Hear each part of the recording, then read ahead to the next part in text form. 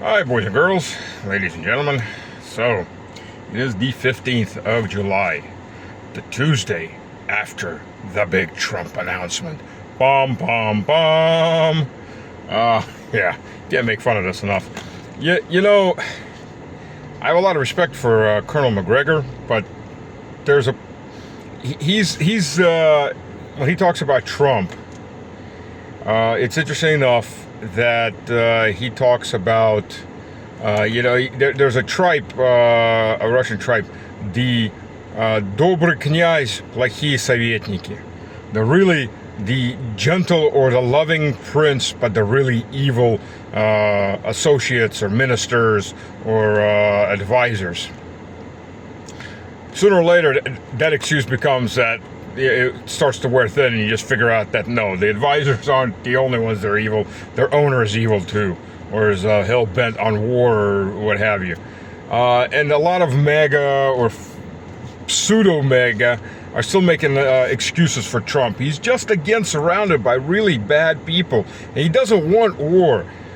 Yeah, he does want war. He doesn't want maybe Americans fighting that war directly. I mean, instructors, mercs, quote mercs, the operators of the equipment like Patriots or HIMARS that get blown up and burned to hell just the same.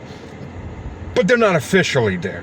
But he has no problem with this war going on, absolutely. He's going to make money off of it. See, Americans, I'm not like that other guy, that Biden guy. He was evil. He just gave away the equipment to keep this war going. I am good and holy and all that's wholesome because, I'm going to make money off of it while keeping this war going. At some point you got to just kind of go, right, okay. So 100% tariffs in 50 days. 50 days are going to go by and nothing's going to happen. So Trump is either going to have to punt this further down the road or start to murder the U.S. economy, first and foremost. Because 100% tariffs isn't on Russia. 100% tariffs is everybody dealing with Russia. So either companies are going to have to or large corporations, maybe even governments, are going to have to divest of America or watch their economies collapse. And America, by the way, is not the world's market anymore. It's a good chunk of it still, yes, but it's a good chunk that's been collapsing for a very long time. And to China, I think it's like 20% of its export market, just somewhere around there, just so we understand that.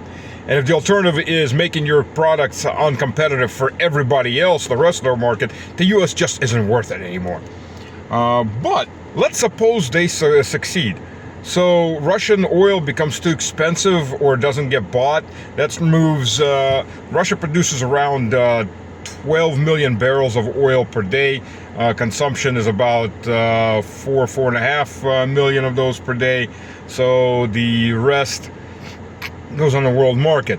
And it represents overall consumption worldwide about 12-13%. U.S. imports 8 million barrels of oil per day, including, for those southern refineries, the heavy sour crude, which is the Urals brand in Russia's case, one of the brands that Russia exports, also found in Iran and Venezuela. Iran is obviously off the charts, and no way in hell they're going to go supplement Russian oil. Oh, and how do we do Venezuela? Oh, we'll go Venezuela. We'll say, okay, fine, you now are nice chaps, we're going to buy from you. Well, the problem is starting with Chavez government, so this is a two-sided issue. The Chavez government pulled a lot of the funding out of maintenance for oil and gas and spent it on social programs. And then the U.S. Did the final death blow on this by confiscating funds. About 10, 12 billion dollars worth? Well, that's all fine and dandy, and the U.S. can release it tomorrow. The problem is, after 20 years of neglect, Venezuela is not producing all that much oil anymore. It has huge amounts of oil, but it's not producing that much more oil anymore because, you need to invest billions and time to get this up and running. Sure, the U.S. could go for it and, pardon Venezuela of all its, quote, evils, the things that the U.S. doesn't like. But again, you're going to be stuck, whether you like it or not, with at least a half year to a year lapse. At which point, U.S. Oil price or U.S. gasoline price are going to skyrocket. They're going to skyrocket no matter what, because when you take 10% of the world's oil off the market, and it's a tight market, oil being a fungible good is going to skyrocket in price. And the only way you keep the American producers from matching world prices, or coming very close to that, and thus increasing gasoline prices, is to nationalize them to some amount. Will Trump go that way? I don't know. If I was an oil exec, I would be looking around and going, yeah, what's the chances that my company's going to get nationalized or going to get a government overseer? And so much for those market prices. But Canada and everybody else is going to up their prices. So I guess there'll be more tariffs on Canada, or maybe they'll just invade Canada and make it a nationalized entity. But either way, welcome to $8 to $10 a gallon gasoline. That's right, $8 to $10 a gallon gasoline. And that's if they don't start a war with Iran, which they will, of course, because the bloodthirsty Netanyahu, the owner of Trump, who is Trump's master, he is so his owner, he's going to start a war sooner or later with Iran. So you're looking at dropping about another 3-4% of the oil supply in the world off the market. And if Iran closes the Straits of Hormuz by mining them, for example, and overwashing them with missiles, so if you're trying to clear the mines, you're going to get surface to sea, or surface to water missile up your tailpipe, or I guess your smokestack, or down your smokestack in that case. Yeah, that would be overall you'd be taking off between Russia and the Middle East. About 40% of the world's oil goes off the market, in which case you're looking at $300+ oil. And the U.S. economy just dies. It doesn't even run into a wall, it just drops dead from a heart attack. And all of Trump's little plans to make America great again are going to make America, what goes with G? Make America goofy again? Well, no, Trump does that every day as it is. Garbaged. Yeah, he does that too. He just produces what Biden was doing. So, I mean, basically Trump is reneged on every single one of his promises, except kind of closing the border. And mass expulsions of illegals. At the rate they're going, it's only going to take another 80 years to get rid of those illegals, at which point most of them will just die of old age. So yeah, you got to look for that. Of course, most people listening to me will be dead of old age by that point, and maybe their kids will be dead of old age by that point. So, its point is moot. See, Trump got his wish. He expelled the illegals into the afterlife over an 80-year or 90-year course, and that's if no more come in. So the next thing that Trump said, we're going to send 17 Patriot systems. What the hell is a system? I mean, let's begin with that. What is a system? Is a system a Patriot missile? Is a system a Patriot launcher that fires up to 4 missiles, but doesn't even come with missiles? I mean, that's just a launcher. Is a system a generator truck?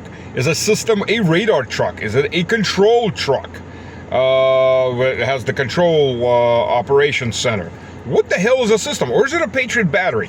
Now, 17 Patriot batteries aren't going to go anywhere because the U.S. Can't scrape that many together. They can't scrape one right now together. And they're asking for 2-3 batteries from Germany and Poland, which of course will be manned by Germans and Poles. So when the Iskander missiles come down there and blow and burn them to hell, that'll be Germans and Poles going to see Saint Bandera in hell. So again, what exactly is a system? I love the Western media. We're going to send a system.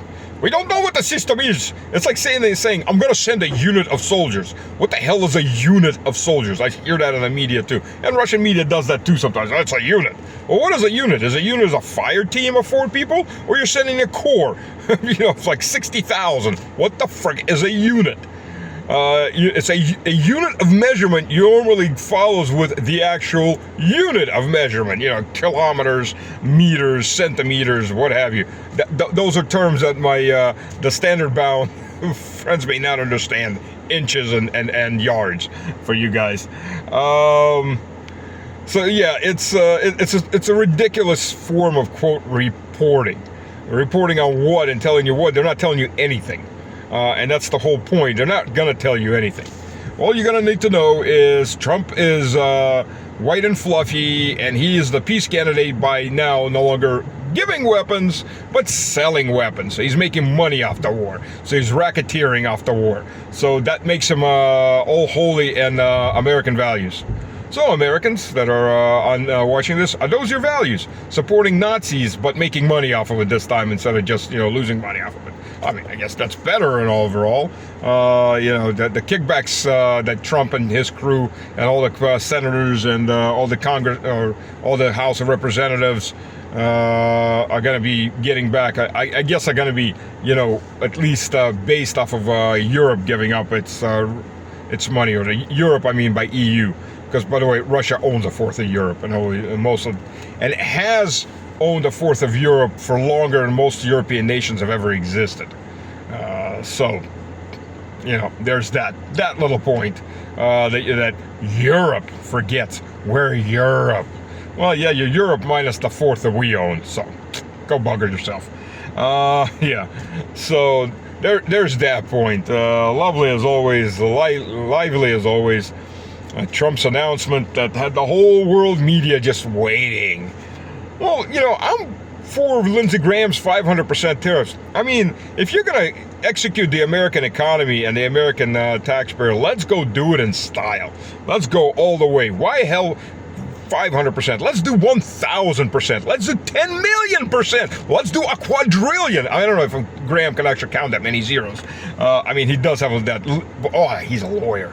I mean, he's Lindsey, the combat lawyer Graham. He's willing to lead all of Americans to their deaths in the big world war, but somewhere from a bunker deep inside with his friends of Ukrainian extraction of the modeling type. Fill in the blanks as you wish at that point. I wonder if Lindsey's name is on Epstein's list. Kind of wonder about that. Oh, I've got a interview with Victor Idesky coming out. It's in Russian, but you can switch on subtitles.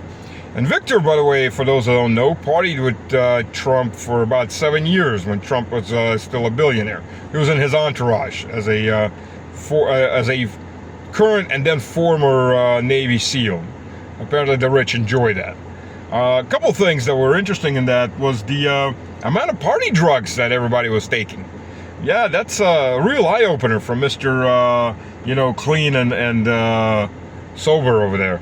I mean, I'm not saying he's doing anything now, but you'll listen. You listen to it, or if you're not a Russian speaker, read it, because the subtitles will all be there. Auto-generated. Yeah, it's about 90% accurate, 85, 90%. But you'll get the gist. That's going to be coming out either toward the end of this week or beginning of next week. So keep an eye out. I will get that posted on YouTube also, as well as my Russian Telegram channel. So that's interesting I think that'd be interesting for everybody to see. Yeah, it's quite an interesting point. I've got 3 people in my circle that have known Trump personally, and none of them have too many good things to say about him. One knew his family. You know the person, Salente, Gerald Salente. I'm going to try to get an interview with him up again when I get back from vacation. So in the beginning of August. I'm not saying where I'm going on vacation, but security and safety reasons. But I'll have some videos posted up later on. Some interesting stuff. I think you'll find it interesting.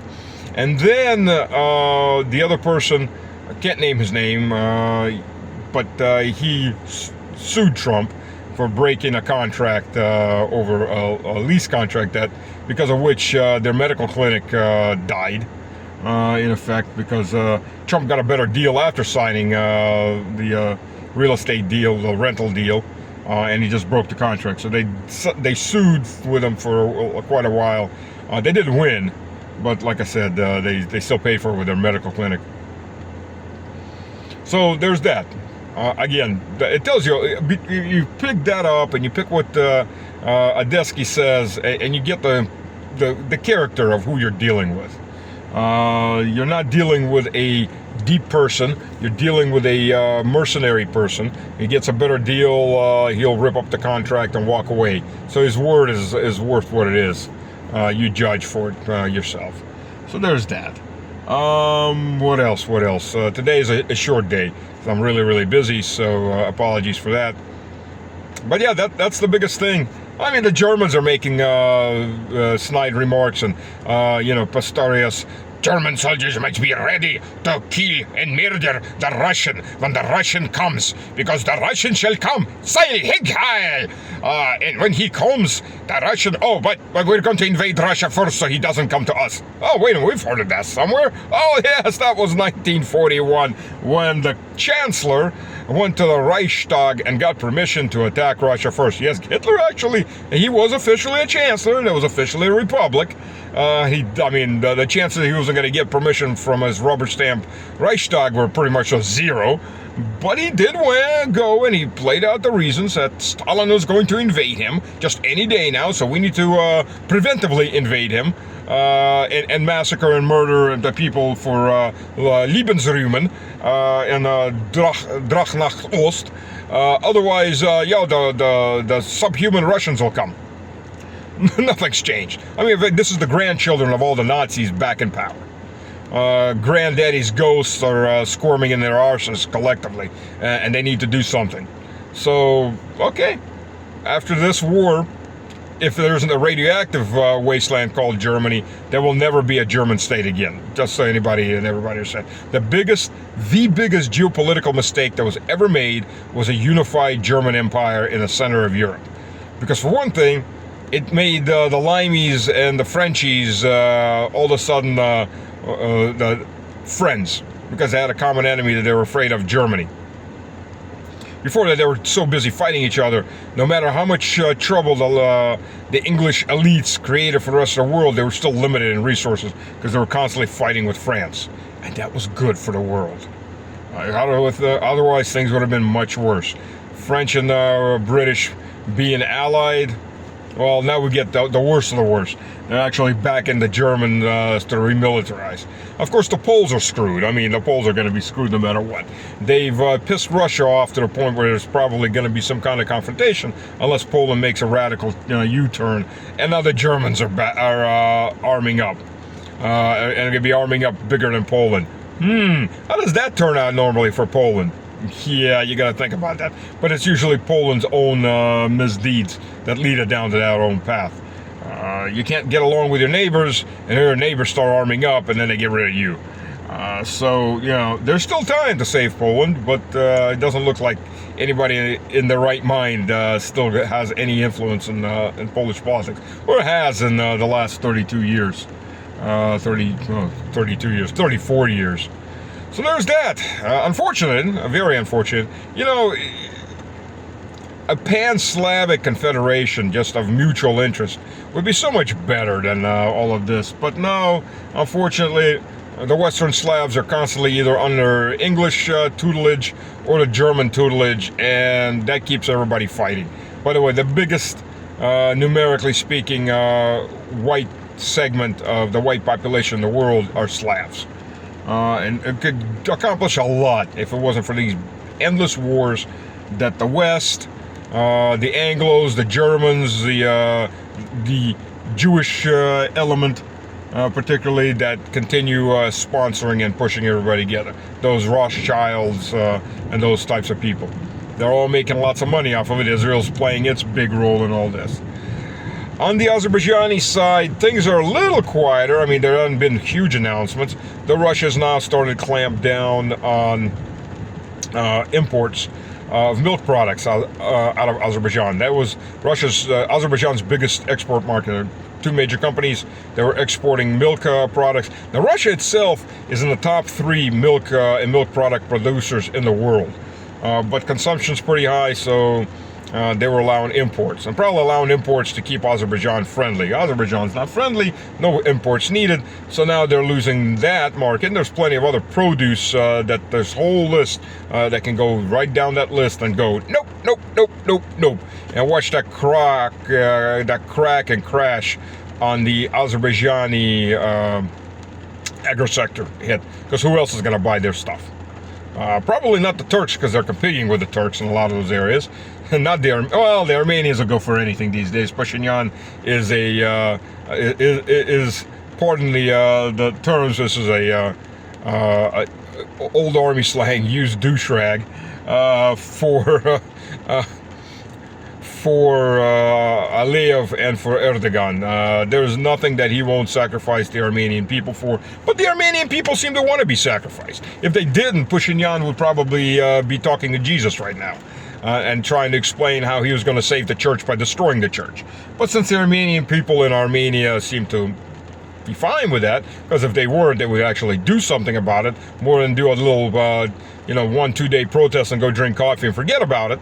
Well, I guess Armenia is bound to be a dead, a point in history that says died again, disappeared again. They're planning, the Mufti of Azerbaijan is ecstatic that the chief Mufti that soon all of the shrines and holy places of the Azerbaijanis are going to be returned to them in Armenia after mass migration of Azerbaijanis into Armenia. So I guess Armenia has been scheduled for death and destruction and to become part of Azerbaijan. There's also talk about Azerbaijan is preparing to try to invade northern Iran. You heard me right. You're talking about Aliyev's ego has gotten much bigger than the britches he puts on. And that ass is going to get smacked, spanked, and destroyed before this is all over. Something like out of a European pride parade. That kind of smacked and destroyed. What else? Yeah.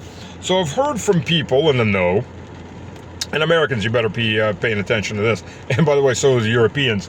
Well-placed business people. The U.S. is going for a full crash. Yes, you heard it here first if you haven't heard it before. The U.S. elites have figured out the game is over. They can only push this can a few blocks more. So they're going to go for total collapse everywhere. Total financial collapse. That's what they're moving toward. They figure that they've got enough maneuver room that the U.S. is going to get gutted, that people are going to get crushed, but the elites are going to still come out ahead, and the U.S. will be in a good position afterwards. They figure the European Union is going to go down the drain. Probably war will be the only option left to get rid of most of you Europeans who are going to be just useless eaters since there's not going to be anything to feed you with. And they're right. And most of Europe is dead man walking, and either too stupid to wake up or too lazy. And that usually turns out badly for most people. And they figure that Russia's going to collapse in a civil war. Right. As much as we've survived just in the last 150 years, if you think Russia's going to collapse from financial collapse, America wouldn't have survived the 90s in Russia. America would never have survived the 90s in Russia. No European country would have survived the 90s in Russia. Russia not only survived, but rebuilt and went ahead in less than 20 years. We're not going to collapse from the U.S. We are somewhat insulated. Of course, we have customer bases that are going to get hit, like the Chinese and others. But we can still feed ourselves. We can fuel ourselves. We can build pretty much most of what we need, at least in the medium, low and medium tech. High tech gets a little more iffy, but still, we will survive. And what the American elites don't understand, because that actually would require, reading, that while there's over 180 ethnic groups that are native to Russia, Russians, and those that identify themselves as ethnically Russians, are 86% of the population, 84 to 86% of the population. Prime example is Khanty-Mansiysk. Huge territory, lots of oil. You got the city of Surgut, you got the city of Nizhnevartovsk, which are built to service the oil industry. And it sounds all good and handy until you realize that the semi-autonomous republic, which is still basically a province of Russia, named after the Khanty and the Mansiysk peoples, the two different peoples, is about 90% Russian, ethnic Russian. Who's going to rebel? And quite a few of those Khanty and Mansiysk are also intermarried with the Russians. There's a few outlying territories like, say, Chechnya that could possibly rebel, but that never ends well for them, and economically either. And then expecting most of Siberia to rebel or something like that, which is, again, 80-90% Russian and Orthodox, ain't gonna happen. Sorry, folks, but welcome to reality, the neocons. Now, what's gonna happen in America? I don't know. Is the South gonna tolerate this? I mean, look. Trump hasn't done anything for Appalachia. He's actually made it worse by taking FEMA off. And FEMA, while doing almost nothing, was writing checks, some amount of checks to people. Then Trump took away, after he got rid of FEMA, nothing for LA. I know people in LA. Now you've got Texas with the flooding. Oh, we're going to do everything we can, which basically means nothing. So 2 of 3 major disasters have hit the South. As the South, for all the taxes it pays, for sending its sons and daughters, probably its sons, as the majority of the combat personnel and combat units, not military, but actual combat units, are mostly from the South and Midwest in America. White guys, by the way, white guys from the South and Midwest. Is it worth it? I mean, it's up to you to decide, obviously, of course. But what are you getting from the federal government outside of insane regulations, insane politics, and the chance for your sons to go get killed or maimed? And then if they're maimed, they just get forgotten about once they're done with them. So, is it all worth it? When the gutting comes, think about it. God bless.